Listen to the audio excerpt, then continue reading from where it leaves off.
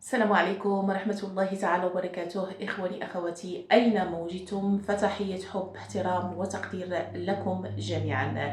فيديو اليوم فيه موضوعات مهمة تتعلق بقانون الهجرة والمهاجرين هنا بإسبانيا الجديد في هذا المجال.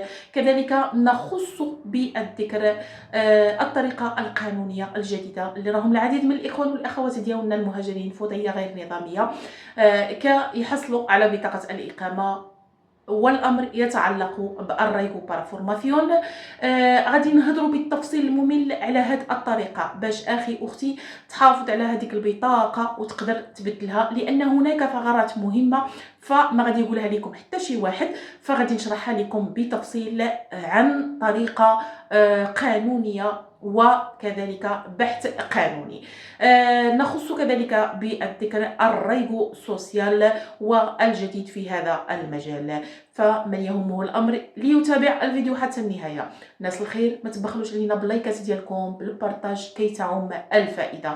فعلى بركة الرحمن، كما نعلم بأن وزيرة الهجرة والضمان الاجتماعي ملي شدت المنصب ديالها اشنو دارت واحد البلاتفورمه اللي بقات كتقول المهاجرين كاملين كذلك الجمعيات الحقوقيه والمجتمع المدني انه حتى هو يشارك الاراء ديالو ويشوف ويعطي فاش انها خاص تكون تغييرات وتكون هناك تحسينات في اي مجال. وبالتالي كذلك هي وعدت بالعديد من التغييرات فيما يتعلق بقانون الهجرة اللي غادي يخدم المهاجرين. وحنا كننتظروا في هذا الصيف ان شاء الله باش غادي تكون هنالك يعني تغييرات جد مهمه، فمنها من قامت به ومنها ان شاء الله سننتظره في القريب العاجل. هنا غادي نمشيو للريغو بارافورماسيون. هذه الطريقه خوتي خواتاتي هي واحد المنفذ للعديد من خوتنا وخواتاتنا كما قلت في المقدمه اللي ما عندهمش ورقات كيدفوها نظرا للسهوله ديالها والبساطه ديالها، انهم كيشترطوا اقامه مستمره في اسبانيا والبقاء في اسبانيا لمده سنتين على الاقل، وان هذيك الحجج والدلائل ما كيطلبوهاش، فقط غير بهذا ممكن غير بهذه الشهاده ديال السكنه اللي تدل على انك كنت هنا في اسبانيا لمده سنتين، فكتقدم بالطلب ديالك ويعطيو لك هذه البطاقه. لكن ماشي المشكله هنا في حصولك على بطاقه الاقامه، وانما المشكله انه بعد حصولك على بطاقه الاقامه. وهنا خوتي خواتاتي ركزوا معايا لانها معلومات قيمه ومن جهه مسؤوله، وعن يعني واحد الجهد وواحد البحث مبذول، وكذلك ملفات اللي هي شخصيه شفتها يعني كما كيقولوا بالعينين ديالي. ف اخي اختي المهاجر ملي كتقدم بالطلب ديالك اكيد انك غادي يدفع لك واحد المحامي، غادي يدفع لك عن طريق الملف اللي عطيته له وتحصل على بطاقه الاقامه. ملي تحصل على بطاقه الاقامه اول حاجه ان ملي يخرج لك الفافورابلي، مثلا اليوم راحنا في 30 شهر 5، فبدايه هذه السنه اللي كتكون عندك بطاقه الاقامه غادي يحسبوها من هذا اليوم اللي حصلت على الفافورابلي، يعني 30 شهر 5 2024 الى غايه 30 شهر 5 2025 صافي غادي تكمل لك هذه البطاقه. في غضون هذه السنه اشنو هو المعمول، وهو اللي ما كيعرفوهش العديد من الاخوان والاخوات.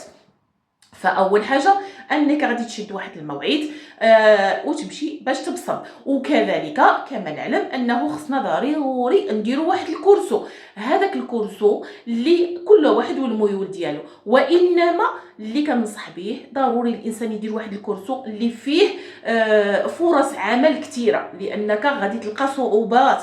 اللهم الا كنت مثلا عندك اللي يعطيك البري كونتراتو باش انك تبدل هذه الترخيصه الى او هذه بطاقه الاقامه الى بطاقه اقامه وعمل ان شاء الله بواحد الطريقه سهله وتحافظ عليها بلا ما تمشي لك هذه البطاقه. احنا مشينا الكورسو خوتي خواتاتي، لكن الكورسو فعطي لك واحد المده قانونيه معينه، شروط معينه في هذا الكورسو. عندك من اليوم اللي خرجت لك الفافورابلي، يعني اليوم هو 30/5 30/6 30/7 30/8 اخر اجل. معنى اخر الى ما دفعتش يعني الاكسترانخيريه المحاميه دفعت يعني سجلاتك والاكاديمي علمات الاكستران خيريه بان هاد المهاجر فراه كيدير كورسو، فغادي يحيدوا لك الوراقي بلا بدون اي اشعار. يعني انت كتمشي مثلا كتكون غادي في الطريق، غادي يوقفك شي رجل امن وغادي تعطي له بطاقه الاقامه، غيقول لك هذه استاذي باخا، يعني هذه مشات. وهنا اخي اختي غادي تبدا من جديد. هذه نقطه مهمه. عندك 3 شهور غادي نتسائلوا ويلا ما لقيتش في هاد 3 شهور. هاد 3 شهور كتكون واحد العلاقه ما بين هذاك المحامي وكذلك مكتب الهجره. فالمحامي ولا المحاميه اللي عندك ملي غادي دير المحاوله وما تلقاش مثلا، ولا في هذيك بحال دابا شهر 7 و8 كيكونوا الكورسيات قلال، فهي كتكتب ليهم، كتصيفط لهم، او المحامي كيصيفط لهم ان هذا المهاجر مازال ما لقينالوش، ان خصوصا الناس اللي ما عندهاش امكانيات باش دير في الاكاديمي اللي كتخلص.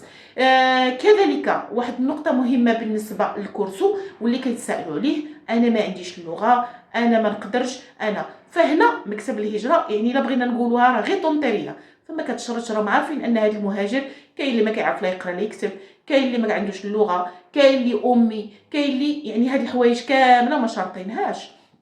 الشرط الاساسي هو الحضور في هذاك الكورسو. فعلا حسب يعني التجربه الشخصيه، كاين بعض الاكاديميات خصوصا الا كان الكورسو يعني كيطلب واحد الثقافه مثلا في الاعلاميات ولا هذه، فهادو اكيد ان الشخص خصو يكون متمكن وعنده واحد المستوى دراسي. ولكن مثلا الا درت انا اوكسيلير ديال الماسين، واش هنا غادي يطلبوا لي اللغه؟ فخوتي خواتاتي كونوا متهنيين بانهم كيتساهلوا، ما كيطلبوا لا لغه ولا حتى شي حاجه، فقط الحضور. يعني من اليوم اللي بدا الكورسو الى نهايه الكورسو تمشي وتحضر يوميا، وبالتالي غادي تحصل على هذاك التيتول. ملي تحصل على هذاك الدبلومه، اول حاجه انك غادي تمشي وغادي تكون في يعني اون كونتاكت، ما تحيدوش الكونتاكت مع داك المحامي ولا المحاميه اللي دفع لكم. حذاري ثم حذاري. شحال من واحد صافي شاد الترخيطه ويقول لك نمشي صايي ما كاينش مشكله. فلا، دائما هذاك المحامي هو اللي غادي يواكب لكم الى حين باش انكم تبدلوا الورقات ديالكم وتهناو بعدا، ما تكونوش خايفين. فالاخوان والاخوات كذلك كنسال وكنجاوب اي تساؤل. فمثلا اللي باغي يبدل المحامي، واش اجباريا انني نكون مع نفس المحامي او لا؟ لا، ليس اجباري، فقط ان هذاك المحامي اللي دفع لك في الاول فيعطيك واحد بانه صافي تخاصمت معاه ولا هذه ولا ما، باش تمشي عند محامي اخر. فكونوا حذرين اخواني اخواتي. بالي كذلك الشروط الاساسيه في الكورسو انه على الاقل تكون فيه 200 ساعه، وهذه ما غادي يقولها لكم حتى شي واحد. 200 ساعه على الاقل. مثلا الا مشيت درت واحد 100 ساعه ولا 30 ساعه ولا 40 ساعه ولا هذه ولا، فراه غير مقبول. ماشي تقول لي خويا ولا صاحبي ولا دفع، شوف واش عطاوه وشوف واش بدل هاد البطاقه. كذلك الناس اللي كدير الكورسو اونلاين عن طريق الانترنت غير مقبول. يعني خاصك بريسينسيال، خاصك الحضور باش نكونوا متاكدين ما نمشيوش غالطين. هاد الشروط ضروري خصها توفر باش تبقاو محافظين على بطاقه الاقامه ديالكم. هنا يعني عطيت لكم يعني شروط وكيفاش تعاملوا مع الكورسو. يعني درتوا الكورسو ديالكم. نقطه مهمه اخرى كذلك، ملي تبصموا فخطوه انكم غادي تمشيو تسجلوا في السيف وديروا وتخرجوا لا ديماندا دي امبليو. هذيك لا ديماندا دي امبليو وتمشيو تبصموا، هذيك هي اللي غادي تعطيوها للمحاميه عن طريق هذاك الشيء، هي اللي غادي تسجلكم في كورسو. كذلك نقطه مهمه راني كنهضروا والافكار عاد كطيح. بالنسبه لواحد النقطه مهمه، يعني المحامي دفع لك على اساس واحد الكورسو، ياك دفع لك مثلا خاردينيرو بالي ولا خاردينيريه الكورسو بصفه عامه، لكن انتيا ملي عطاوك الفافورابلي مشيت بغيت تبدل، واش نبدل ولا لا؟ هي من الناحيه القانونيه تبدل، ولكن عندك واحد الخطوه خصك تمر بها. يعني لا باز نتاع الفافورابل كان على اساس انك دفعت الكورسو ديال خاردينيريه. اذا خاص هذاك المحامي يقول لهم مثلا ما لقيتلوش هاد الكورسو، او انه ما بغاش هاد الكورسو او يعني خصهم يكتبوا المحامي وصفه الاكسترا خيريه. حذاري ثم حذاري. فاني يعني نهضر معاكم بحال باغيه الخير ليا انا شخصيا، وكيف كنقول وناكد ان هذه المعلومات اللي كنقولها لكم هي عن طريق البحث في الميدان القانوني وعن الجهات المسؤوله، وكذلك وقفت على ملفات في هذا المجال. صافي درنا الكورسو ديالنا فاتت. هنا بالنسبه للناس اللي باغيه تمشي للبلاد الام ديالها المغرب ولا الجزائر ولا، نصحها حتى دير الكورسو وتمشي، لان هاد 3 شهور كتكون حساسه. بالي ملي دير الكورسو ديالك اخي اختي فتوكل على الله، سير، ما تحاولوا ما تعطلوش باش ترجعوا وتقلبوا على بري كونطراتو. كذلك البري كونطراتو باش تدفعوا باش تبدلوا، ماشي تغيير، ماشي باش تجد باش كما نقولوا الرينوفير ولا نمدوا، ولا تغيير هذيك البطاقه ديال من اجل التكوين الى بطاقه اقامه وعمل، لانكم حصلتوا على واحد البري كونطراتو. غتقدموا الطلب ديالكم. من الافضل خوتي خواتاتي انكم ما تستناوش حتى مثلا تبقى واحد 15 يوم ولا 20 يوم ولا شهر ولا على نهايه هذيك البطاقه. فحاولوا دائما تكونوا السرعه، يعني ندير الكورسو ديالي، نمشي نتوكل على الله، نشوف العائله ولا في واحد 10 ايام ولا، ونرجع في الساعه نقلب على الكونطراتو وندفع. لان شحال ما دفعتوا قبل ما تكمل لكم، شحال ما تكون عندكم حظوظ وتكونوا مرتاحين. ولا قدر الرحمن انت الا كانت شي شروط في او لا كانت هذيك الكونطراتو فيها شي حاجه مطلوبه منكم، ولا يكون عندكم الوقت باش انكم يعني تتابعوا وتسيروا الملف ديالكم بلا ما تخسروا هذيك بطاقه الاقامه. لان راه الا تحيدت لكم فما توليش ترجع خوتي، كتوليو تقدموا بطلب اخر. وهذه هي المشكله اللي نتمنى لكم باش ما توقعوش فيها. صافي. فهنايا هاد الرايغو بارافورماسيون فنتمنى نكون وصلت لكم الفكره كما هي، ونتمنى نكون عطيتكم المعلومات الكافيه. ننتقلوا للرايغو، عفوا قبل ما ننتقلوا للرايغو سوسيال، نقولوا هنا واحد التعديل جديد اللي وزاره الهجره ان شاء الله في القريب العاجل نتمنوا انها تصدق عليه ويخرج حيز التطبيق وينشر بالجريده الرسميه. هو ان هذا المهاجر ملي يحصل على هذه البطاقه فيمكن له يقرا وفي نفس الوقت يشتغل.